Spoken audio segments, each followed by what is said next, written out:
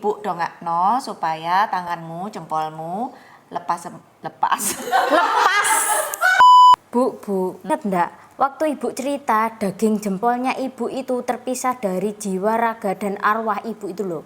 Oh, kejadian 5 tahun lalu. Sing jempolku kebacok iku. Lah, ini loh bu, jeng jeng jeng. Waduh, jempolmu kayak gini, Rit. Saya bisa merasakan terpisahnya daging jempol saya ini dari jiwa saya ini loh bu. Rasanya bu. Nah, ini tangannya Lady Boss tahun 2020. Dan ini tangannya Rita. Yeah. Nah, ibu akan membuatkan kamu jus yang kaya akan vitamin C, di mana akan mempercepat penyembuhan dari luka kamu ini. Dan ini kita hari ini menggunakan Slow Juicer Eco Home Big Mouth. Apa itu Big Mouth? Big Mouth itu mulut besar alias omdo seperti kamu. Tidak perlu dipotong ya, bisa langsung masuk ke dalam slow juicernya ini dan langsung dia tergelindas. Seledri.